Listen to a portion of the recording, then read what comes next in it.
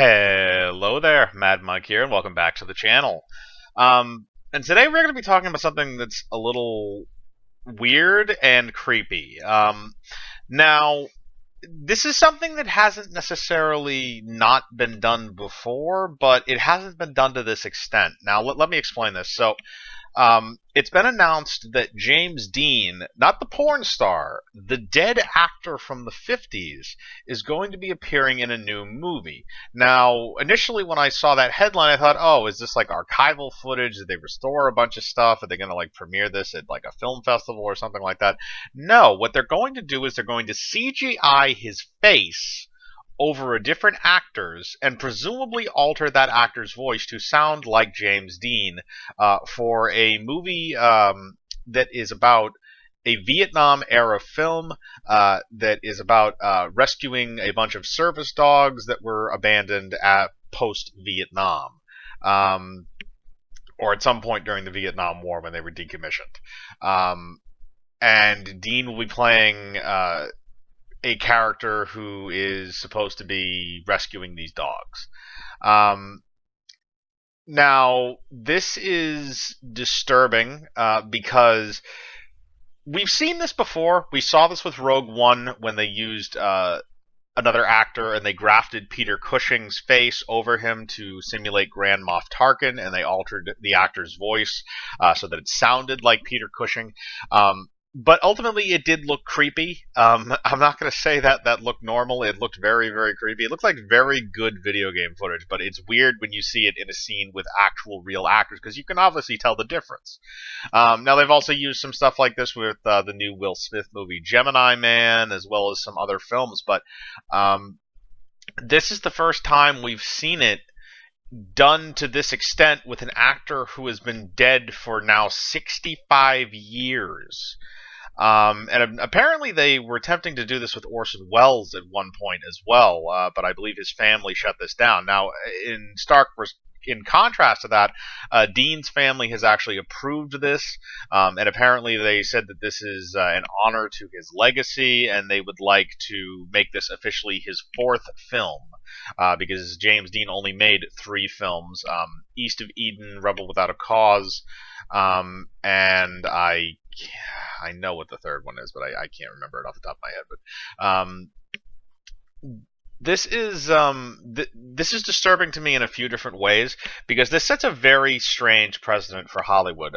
Because now dead actors can come back to life. And see, here's the thing: is that initially when I say that, it sounds like, oh, that sounds really interesting. You know, maybe I'll go see a Humphrey Bogart movie. But it's strange and it's soulless, because instead of having an actual human in front of you performing these things, because even though it is there is an actual stand in there, it's not an entirely CGI character.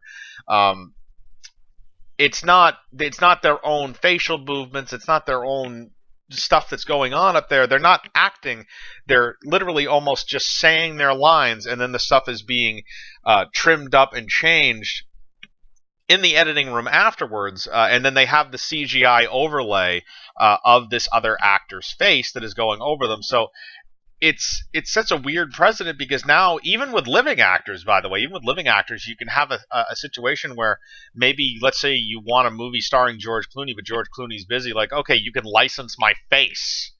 And then they'll just CGI George Clooney's face over somebody else, and George Clooney is now in the movie. That is weird. That is very weird to me. I think it takes away from the nuances of acting. And a lot of people like to say, like, oh, acting, it's just, I've said it before too, is, acting, oh, it's just, you get paid to play pretend. And a lot of actors are like that. A lot of actors are very cookie cutter. They're very niche. They don't work in a lot of roles. They're not versatile. But the actors that are very good, like your DiCaprios or your Christian Bales, people like that, you can't replicate what they do on screen. And at the same time, actors have a certain way of approaching things. If you just have a guy who's a stand-in there and who's just saying his lines, it's not the same as having the actual actor there to say the lines, because you're going to be able to, the director's going to be able to interact with that person. They're going to be able to talk with them, and figure out what's the best way to do the scene.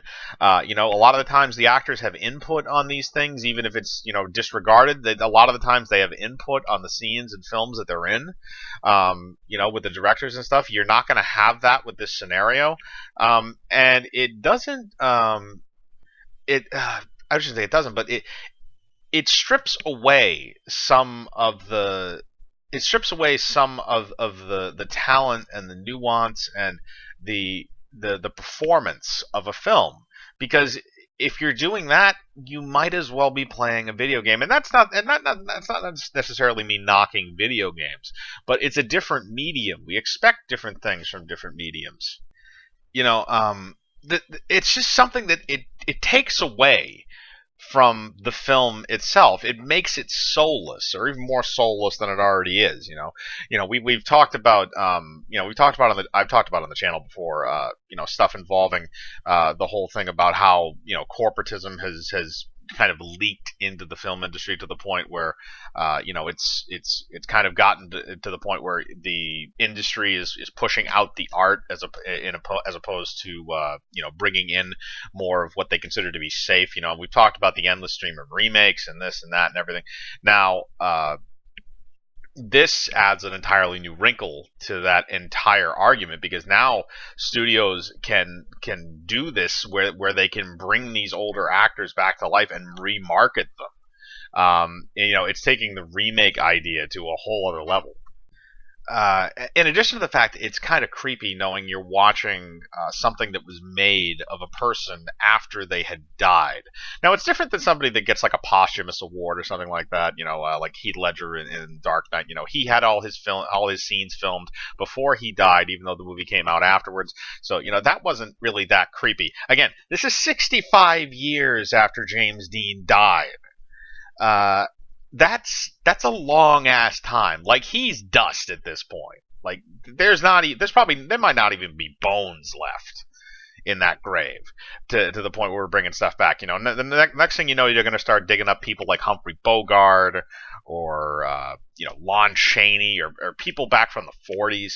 I mean, the sky is the limit in a bad way with this. And again, I think that it's a cheapening of the film experience. I think that it's a cheapening of these actors, because God forbid you dig these people up and put them in a horrible film. All it does is just tarnish the image. I think that stick with living actors, for fuck's sake. Okay, I get it. Even though I understand why they had Tarkin in Rogue One, he was only in it for 2 scenes. He was only there for 2 scenes. The CGI was not great. Let's just say that. I mean, it was passable, but it was not great. And he had a few lines, and that was it. But you could obviously tell it was a CGI faced character in a room full of real people. And if you're gonna do that, it's just bleeding itself over into the fact that I'm just going to watch animated cutscenes from a video game in theaters, and I don't think movies should be turned into that. Martin Scorsese just wrote a very good expose in the New York Times clarifying his stance on Marvel films, but he goes into the industry stuff too, of that the corporatism is forcing out the art form, and this is a prime example of that. Why would we hire a new actor when we can just CGI Humphrey Bogart's face over this random guy and remake Treasure of the Sierra Madre or African Queen or some shit? That's what it's going to be. They're going to start remaking old movies, and then they're going to remake the fucking actors and stick them in the movies, so that way they don't have to hire new actors, and it's just going to be the same movie with a little bit of an updated scenery. The laziest possible thing you could do, and that's the other thing, is this is lazy. This is even though it's technologically amazing to be able to do it, this is lazy in this sense if they decide to go this route with more people. Because again, I feel like this is a trend. This is something that has been attempted for years, and now the technology is finally there that they can actually go through with it. And that's again, I don't mind it in small little spurts, or maybe if you need a side character for something like that. But you shouldn't be using this for starring roles, and you shouldn't be using it in the way that this is being used now. I know that Dean's family approved of this, but it's possible they also got a very large paycheck from the studio in order to say that. So I don't exactly put too much stock in that actual statement. But I want to know what you think. Would you like to see dead actors be brought back to life and put in new movies?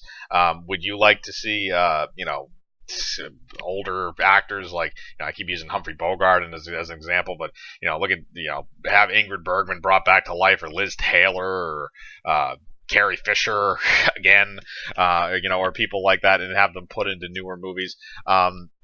And what's your stance on it? Are you for it or against it?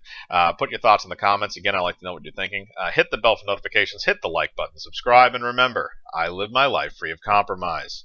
Do you?